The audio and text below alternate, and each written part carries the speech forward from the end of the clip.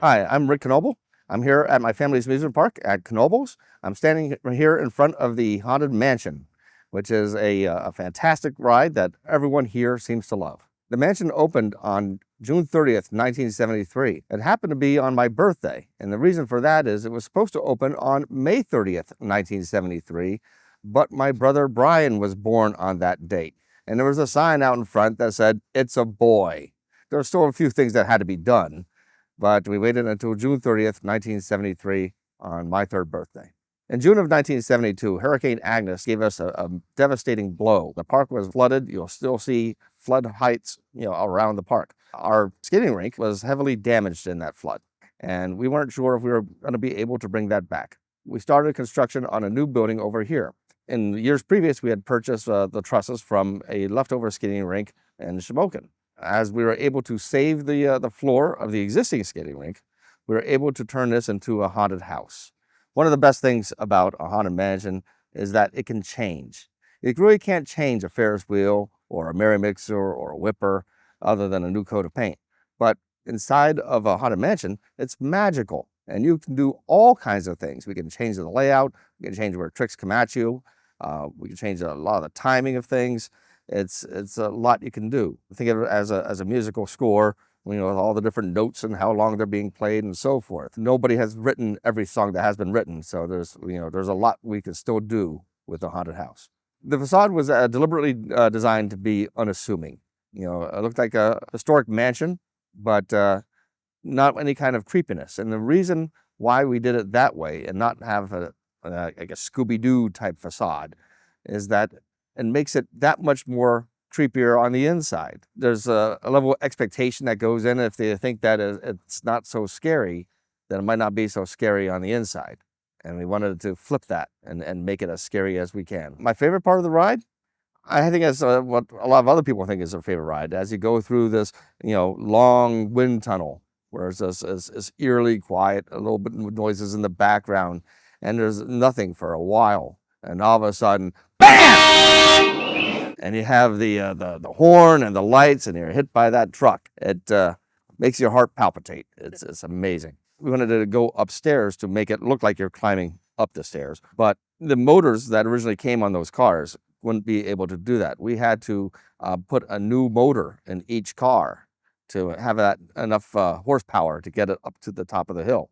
There was a rumor, and that still persists to this day, that it's not owned by us, and it comes from that we don't allow hand stamps on the ride, or wristbands now.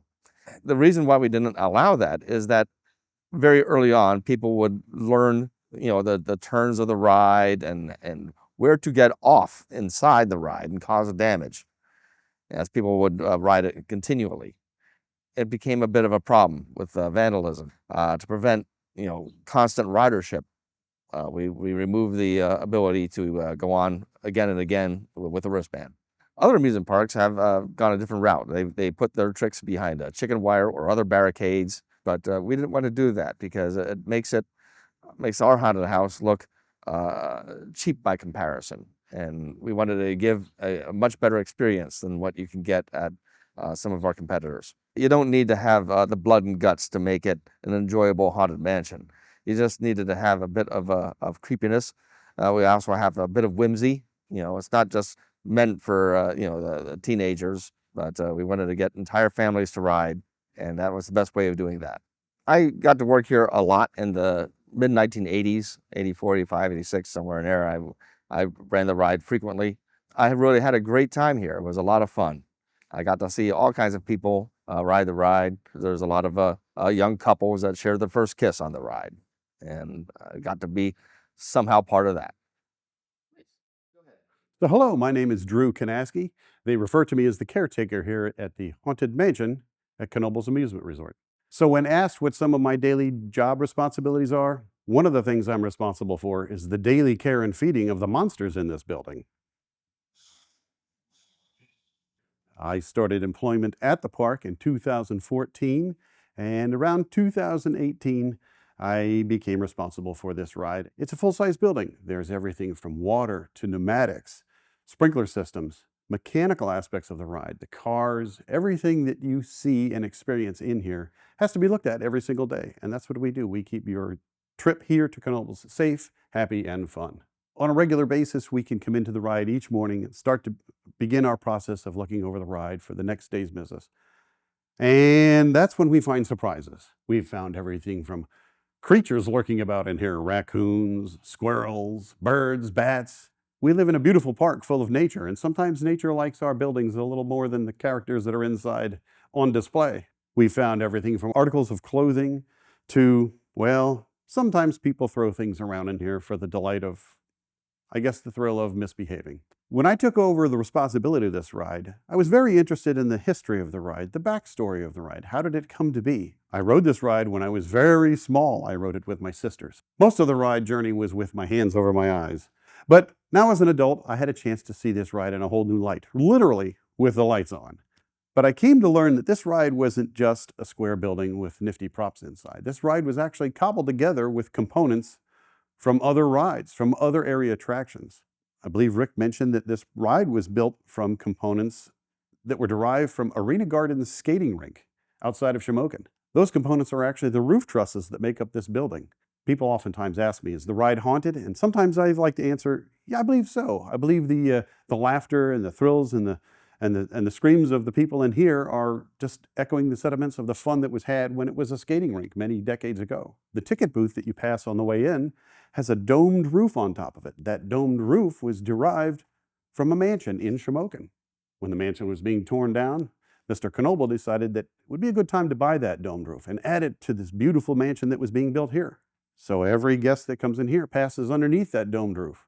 The domed roof was actually on the home of Monroe Culp. Part of the reason the name Culpmont is what it is. He helped plan and design the town of Culpmont.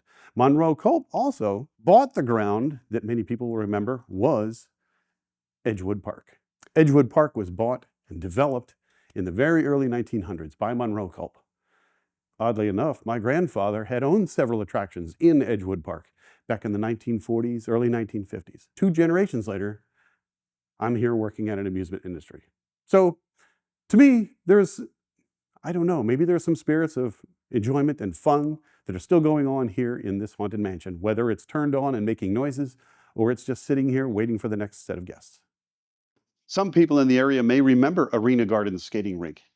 It was just off the side of Route 61. That was in place until about 1967. It was torn down. In about 1968, Mr. Knoebel purchased those roof trusses. He knew they had value, he knew they had strength, and they were good trusses. Stored them in our lumber yard here 5 years later at the time of the 1972 flood. From 1972 to 1973, in the winter when they began building this building, he knew exactly how big to make that building. And our building looks an awful lot like that building, except for one feature. You can see in this photograph where they're building the building really does look like a roller skating rink. However, we added a facade to ours. Now it looks like a haunted mansion. This row of pictures is really made and designed to be distraction. As you come down this row in the car, your head really only focuses on these illuminated pictures. We have a magic picture in the corner that transforms itself from a basic picture into an evil monster. But before you see that evil monster, you get to look at one more picture I thought was appropriate for here. This is a picture of Monroe Culp's mansion right outside of Edgewood Park, where a lot of area amusement park tradition began. Everything that is inside of this building was actually purchased as new materials. Okay. There was careful thought and consideration as to the durability and the lasting qualities of different types of wood. Right. The roof is made out of beautiful tongue and groove cedar boards and coated with a rubber roofing. And it has been here for years and years and years and years. And it's incredibly strong, very durable, and we really have very little problems with the roof structurally. Rick stated that the neat part about a dark ride is that you can change the dark ride. It's not always forced to be the same thing. While we have an allegiant base of fans who absolutely love our Haunted Mansion, we're careful not to change this ride too much because there's such a long family tradition. My children rode here. Now my grandchildren are riding here. It goes on and on. So when we decide that we need to make it fresh and still have fun, careful consideration is made to bring a new thrill in some way into a ride, make it feel like it's always been here and traditional since the 70s. That becomes a real challenge. As people come back year over year, they notice changes, they notice subtle differences, but yet the same flavor and the same thrill is still here. I think the heartbeat behind all of this that makes it so much fun for everyone is I think we all remember when we were younger and we hid behind a door and scared a family member. And there was that thrill, that scream, that startle, and then laughter. And that's typically what this ride provides. It's a really fun experience.